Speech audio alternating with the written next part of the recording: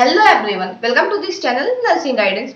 तो आज का मेरा टॉपिक है हर्निया। मैंने ये टॉपिक इसलिए चूज किया है ताकि एग्जाम में हम बहुत बार मैंने देखा है, मीन्स प्रीवियस ईयर क्वेश्चंस को अगर आप देखिएगा तो आपको पता चलेगा कि हर 2 साल में हर्निया जो है लॉन्ग क्वेश्चन में रिपीट हो ही जाता है। तो इसके बारे में आपको जानकारी रहनी चाहिए, ठीक है। तो इसीलिए मैं आज ये वीडियो बना रही हूँ। तो चलिए स्टार्ट करते। तो हर्निया का डेफिनेशन है, a hernia is protrusion of an organ or the muscular wall of an organ through the cavity that normally contains it. तो देखिए, मैं बुक से वीडियो इसलिए भी बना रही हूँ ताकि जिनके पास बुक नहीं है उनको भी कंटेंट मिल सके। तो हर्निया में बेसिकली होता क्या है कि जो जितने भी हमारे बॉडी में ऑर्गन्स होते हैं वो कोई ना कोई कैविटी में प्रेजेंट होते हैं, ठीक है। जैसे कि जो थोरेसिक कैविटी होता है उसके अंदर आपका लंग्स वगैरह आता है, ठीक है। एब्डोमिनल कैविटी में आपका स्टोमक, इंटेस्टाइन वगैरह आता है, और आपका जो पेल्विक कैविटी होता है उसके अंदर आपका पेल्विक ऑर्गन्स आते हैं, ठीक है। तो जब कोई भी ऑर्गन अपना कैविटी से बाहर प्रोजेक्ट आउट हो जाता है, ठीक है, उभर जाता है अपने कैविटी के बाहर, ठीक है, तो उस कंडीशन को हम लोग हर्निया बोलते हैं, ठीक है। इसका कुछ भी कारण हो सकता है, या फिर जो आपका मसल वॉल है वो वीक रहता है जिसके कारण ऑर्गन बाहर आ जाता है, ठीक है। या फिर कई बार क्या होता है कि जो सर्जिकल साइट्स होते हैं जहां किसी भी तरह की सर्जरी हुई रहती है वो साइड से भी ऑर्गन का बाहर निकल आना बहुत ही आम बात हो गया है, ठीक है। तो ये सारी चीजें आपका हर्निया में होती है। तो इसके आगे हम लोग उसके टाइप्स के बारे में बात करेंगे, ठीक है। तो हर्निया जो है इसके आपका 3 टाइप्स के होते हैं, ठीक है। पहला है आपका रिड्यूसिबल हर्निया। तो रिड्यूसिबल हर्निया आपका कैसा हर्निया होता है कि इसमें क्या होता है कि जो भी आपका पार्ट, ठीक है, जो भी पार्ट आपका बाहर उभर आता है उसको हम लोग प्रेशर के थ्रू अपने जो पोजीशन है, मतलब अपना जो कैविटी है उसमें हम लोग वापस भेज सकते हैं, ठीक है। इसमें आपका कुछ लम्प्स वगैरह आते हैं, जब कुछ इस तरह के लम्प्स होते हैं जो जब आपको दिखने लगता है तो उसके लिए डॉक्टर्स आपको कुछ बेल्ट्स वगैरह प्रिस्क्राइब करते हैं, ठीक है। उसको लगाने से क्या होता है कि उस लम्प पे आपका प्रेशर पड़ता है, वो वापस एब्डोमिनल कैविटी में आपका शिफ्ट हो जाता है, ठीक है। और इसके बाद आपका जो नेक्स्ट टाइप है वो है आपका इरिड्यूसिबल हर्निया, ठीक है। इरिड्यूसिबल हर्निया में आपका क्या होता है कि आप जितना भी प्रेशर लगाएंगे, ठीक है, वो जो ऑर्गन है जो आपका बाहर प्रोजेक्ट आउट हो गया है वो अब वापस अपने कैविटी में नहीं जा पाता है, ठीक है। तो इस तरह के हर्निया को हम लोग इरिड्यूसिबल हर्निया में काउंट करते हैं, ठीक है। तो इसमें क्या होता है कि इसमें आपका कई बार ये पेनफुल इनलार्जमेंट होता है इसका, ठीक है। और कई बार क्या होता है कि इसमें पेन नहीं होता है।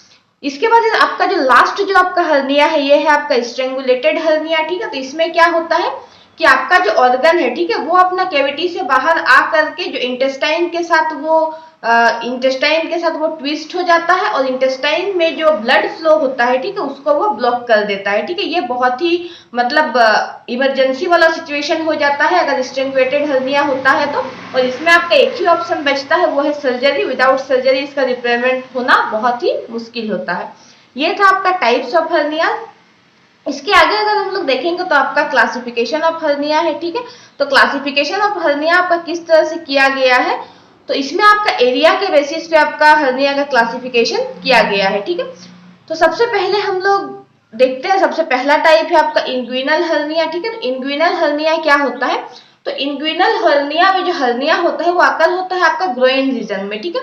तो ग्रोइन कौन सा रीजन होता है, तो ये आपका एब्डोमेन और थाई के बीच का जो एरिया होता है, ठीक है, उस एरिया को हम लोग ग्रोइन बोलते हैं, ठीक है। तो उस एरिया में क्या होता है कि आपका जो हर्निया होता है वो आकर हो जाता है, ठीक है। तो इस तरह के हर्निया को हम लोग बोलते हैं इंग्विनल हर्निया, ठीक है। और इसके बाद आपका आता है इंग्विनल हर्निया में भी आपका 2 टाइप्स है, ठीक है, डायरेक्ट और इनडायरेक्ट आपका टाइप्स है, बट इतना आपको जानने की जरूरत नहीं है, ठीक है। एग्जाम्स में उतना डिटेल्स में नहीं पूछता है तो इसीलिए मैं इसको डिस्क्राइब नहीं कर रही हूँ। तो हम लोग इसके आगे चलते हैं और इसके आगे आपका है फीमोरल हर्निया, ठीक है। तो फीमोरल हर्निया तो आपको नाम से ही पता चलता है, ठीक है, कि आपका एब्डोमिनल और थाई के बीच में जो आपका फीमोरल जो एरिया होता है, ठीक है, तो उसी एरिया में आपका मतलब अपर थाई वाले एरिया में आपका क्या होता है कि आपको बल्ज आउट दिखेगा, ठीक है, प्रोजेक्ट आउट दिखेगा, ठीक है। तो उस तरह के हर्निया को आपको फीमोरल हर्निया बोलते हैं जो फीमोरल रीजन में आपका अकर होता है, ठीक है। इसके बाद आपका नेक्स्ट है अम्बिलिकल हर्निया, ठीक है। तो अम्बिलिकल हर्निया क्या होता है कि जब ना एब्डोमिनल वॉल जब आपका वीक हो जाता है तो उसी पॉइंट से क्या होता है, जो अम्बिलिकल कॉर्ड है वो बाहर प्रोजेक्ट आउट हो जाता है, ठीक है। इस तरह की जो आपका अम्बिलिकल हर्निया जो है ये कॉमनली आपका बेबीज में देखे जाते हैं, छोटे जो बच्चे होते हैं उन लोगों में पाए जाते हैं। इसके बाद आपका जो हर्निया है वो है आपका इंसिजनल हर्निया, ठीक है। तो इसके बारे में मैंने थोड़ा सा आपको पहले भी बताया हुआ है कि इंसिजनल हर्निया क्या होता है। तो इसमें आपका जो सर्जिकल साइट होता है, ठीक है, जहां पहले सर्जरी हुई होती है तो उसी का जो पॉइंट है, ठीक है, उसी से आपका ऑर्गन जो है वो प्रोजेक्ट आउट हो जाता है, ठीक है, वो हर्निया का फॉर्म ले लेता है, ठीक है। इसके आगे देखते हैं कि कौन सा टाइप है। तो इसके आगे आपका है हाइटल हर्निया, ठीक है। तो हाइटल हर्निया को थोड़ा सा समझने की जरूरत है। तो देखिए हमारा डायफ्राम जो होता है वो थोरेसिक कैविटी को और एब्डोमिनल कैविटी को आपका अलग करता है, ठीक है। तो डायफ्राम में आपका बहुत सारे ओपनिंग्स पाए जाते हैं। तो एक ओपनिंग ये भी होता है जहां से आपका ओसोफेगस पास होता है, ठीक है, वो स्टोमक तक आता है। तो उसी ओपनिंग से आपका क्या होता है कि आपका जो स्टोमक होता है, ठीक है, वो प्रोजेक्ट आउट हो जाता है थोरेसिक कैविटी में, ठीक है। तो इस कंडीशन को हम लोग हाइटल हर्निया बोलते हैं। इसके बाद आपका नेक्स्ट इपिगैस्ट्रिक हर्निया, ठीक है। तो इसमें क्या होता है कि जो आपका अपर मिडिल एब्डोमेन है, ठीक है, मतलब अबव द नेवल जो आपका अपर मिडिल एब्डोमेन है तो उस एरिया में आपका हर्निएशन हो जाता है, ठीक है, प्रोजेक्ट आउट हो जाता है आपका मसल्स। तो उसी कंडीशन को हम लोग इपिगैस्ट्रिक हर्निया बोलते हैं। इसके आगे अगर हम लोग बात करें, ठीक है, तो इसके आगे हमारा है वेंट्रल हर्निया, ठीक है। तो वेंट्रल हर्निया में आपका क्या होता है कि अगर आपका कोई भी अगर सर्जिकल ऑपरेशन या फिर अगर कोई स्कार टिश्यू अगर होता है, ठीक है, तो उसी पॉइंट पे आपका हर्निया हो जाता है तो उस कंडीशन को हम लोग वेंट्रल हर्निया बोलते हैं, ठीक है। इसके बाद आपका ऑब्टुरेटर हर्निया है। तो देखिए आप लोगों को पता है कि जब आपका पेल्विक कैविटी होता है, ठीक है, वहां पे आपका ऑब्टुरेटर फोरामेन पाए जाते हैं, ठीक है। तो ऑब्टुरेटर फोरामेन से अगर आपका मसल्स जो होता है वो आपका प्रोजेक्ट आउट हो जाता है तो उस कंडीशन में हम लोग उसको ऑब्टुरेटर हर्निया बोलते हैं, ठीक है। उसके बाद आपका क्या होता है कि हर्निएशन ऑफ इनवर्टिब्रल डिस्क, ठीक है। तो इसमें आपका क्या होता है कि आपका जो इनवर्टिब्रल डिस्क होता है, ठीक है, तो उसके उस पॉइंट से, ठीक है, उस जगह से आपका हर्निया हो जाता है, ठीक है, उस पॉइंट पे।